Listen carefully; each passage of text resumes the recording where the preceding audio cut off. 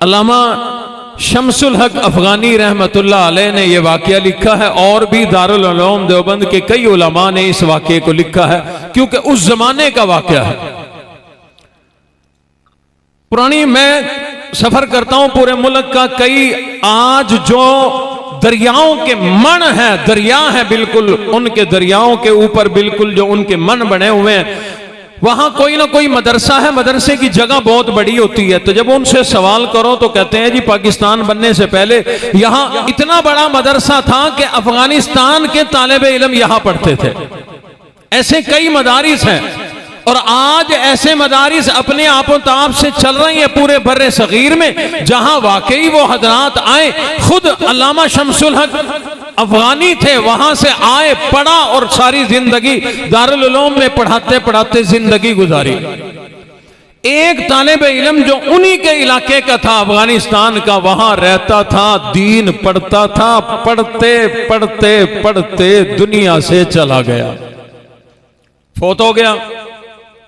अब कहां वो, आजकल का जमाना तो नहीं था, रेलगाड़ी पे सफर होता था, वहां से इंडिया से पाकिस्तान आए, लाहौर आए, लाहौर से आगे तक का सफर पिशावर, पिशावर से बॉर्डर, बॉर्डर से आगे अफगानिस्तान तक जाना कई दिनों का सफर था। लिहाजा हजरत ने कहा कि उन्हें सिर्फ इतला दे देंगे, खत लिख दिया, तुम्हारा बच्चा दीन पढ़ता पढ़ता दुनिया से चला गया, अल्लाह उसकी कामिल बख्शिश करे, तुम्हें सबर अता फरमाए।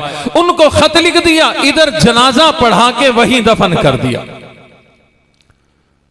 उन्हें खत पहुंचा, उन्होंने तैयारी की, पूरी बिरादरी वहां से रेल में बैठी, पैदल सफर किए। वाकयात में लिखा है कई महीनों के बाद, मैंने जिस किताब में पढ़ा 6 महीने लिखा था, 6 महीने के बाद वो लोग दारुल उलूम में पहुंचे। कहा जी हमारा बच्चा, कहा जी ऐसे ऐसे, खत लिखा था हमने, कहा जी वो खत पढ़ के तो आए हैं। उन्होंने कहा जी ये कब्र है, आओ फातिहा पढ़ो, दुआ करो, अल्लाह उनके दर्जात बुलंद फरमाए। इन्होंने कहा जी फातिहा तो पढ़ेंगे लेकिन यहां नहीं, हम अपने बच्चे को निकाल के अपने इलाके में लेके जाएंगे। इन्होंने समझाया जी ठीक है, दीन का तालिब इल्म था, हमारा ईमान है अल्लाह ने उसकी कब्र को जन्नत बनाया है, और हमारा ईमान है कि कब्र जन्नत का बाग है, लेकिन रब का राज है 6 महीने गुजर गए, पता नहीं मैयत किस हाल में हो, हम कहते हैं कि ना निकालो। बड़े समझाने के बाद भी वो नहीं माने। उन्होंने कहा जी हमारा रिवाज है, या तो पूरा कबीला आके यहां आबाद होगा या इस बच्चे को निकाल के वहां ले जाएंगे। जब उन्होंने जिद की, ना माने, हजरत ने गुस्से से कहा ठीक है निकाल के ले जाओ। 6 महीने के बाद उस तालिबे इल्म दीन वाले की जब कब्र को खोला गया तो उसके अंदर से जन्नत की खुशबू आ रही थी, जन्नत की खुशबू आ रही है। बदन तो क्या, कफन भी मैला कोई नहीं। 6 महीने गुजरने के बाद जिस्म तरोताजा होना, यह दीन वालों की अजमत की निशानी, इल्म वालों की अजमत की निशानी है, कुरान वालों की फजीलत की निशानी है।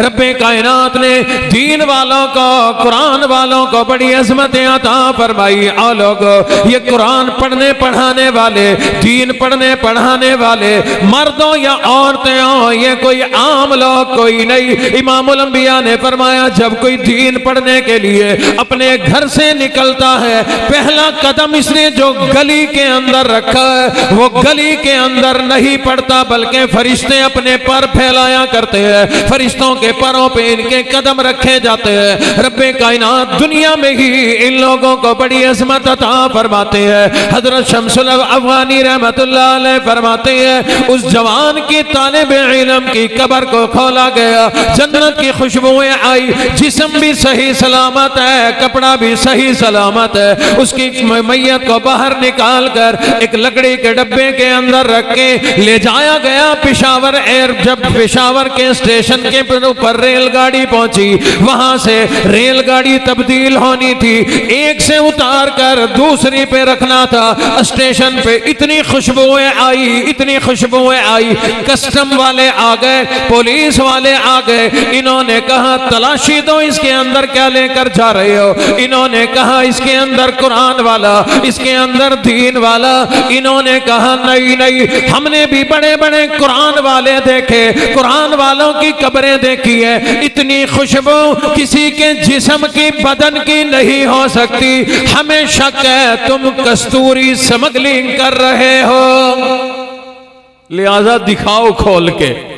जब खोल के दिखाया गया उसमें कुरान वाला, दीन वाला, जो दीन पढ़ते पढ़ते दुनिया से चला गया, इमामुल अंबिया का फरमान पढ़ते पढ़ते, कुरान पढ़ते पढ़ते दुनिया से चला गया, उसकी मैयत मौजूद है और जन्नत की खुशबुएं उसके जिस्म से आ रही है। रब्बे कायनात दीन वालों को दुनिया में भी अज़मत और फजीलत दिया करते हैं, आखिरत में भी अज़मत और फजीलत दिया करते हैं। बहरहाल इमामुल अंबिया ने उस सहाबी से जब सहाबी ने मशवरा तलब किया, अल्लाह के हबीब नबी जब जिंदगी थोड़ी रह गई तो आप इरशाद फरमाए मैं क्या करूं, इस दौरान अमल क्या करूं, सीधा जन्नत में चला जाओ। इमामुल अंबिया ने फरमाया तालिबे इल्म बन जा, दीन पढ़ने वाला बन जा, दीन पढ़ते पढ़ते दुनिया से चला जा, रब्बे कायनात तेरी कब्र को जन्नत का बाग बना देंगे। इल्म दीन ये बड़ी अजमत वाली चीज रब्बे कायनात ने हमें अता फरमाई। जो कहते हैं हमारी उम्र गुजर गई, हम तो अब मदरसे में जाने के लायक नहीं रहे, हालांकि उम्र नहीं गुजरा करती, हर तरह के मदरसे मौजूद हैं, लड़कों के, लड़कियों के, जवानों के, बूढ़ों के, तालीमे बालगान के मदरसे हैं। कोई शौक लेके आए, हमारे असातिज़ा उलमा आज बुढ़ापे में भी उनको कुरान और दीन के अहकाम सिखाने, बताने, पढ़ाने को तैयार है। लेकिन कम से कम कोशिश करें हम अपने बच्चों को, बच्चियों को तो दीन वाला बनाएं, ताकि उसको तो इज्जत मिलेगी, सो मिलेगी। कयामत वाले दिन अल्लाह अम्मा अब्बा को भी वो सुनहरी ताज एजाज के तौर पे, शान और फजीलत के तौर पे अता फरमाएंगे। तमाम दीन के उलूम बड़े आला, मंतिक है, फलसफा है, जितने भी उलूम हैं सब बड़े आला, लेकिन उस इल्म के क्या कहने जो रसूलुल्लाह सल्लल्लाहु अलैहि वसल्लम की जुबान मुबारक से निकला हो, जिसे हुजूर का इरशाद, जिसे इल्मे हदीस कहा जाता है, उसका क्या कहना। और उस इल्म की अजमत का क्या कहना जो मेरे अल्लाह की कुदरत वाली जुबान से निकला हो, जिसे कुरान मजीद कहा जाता है।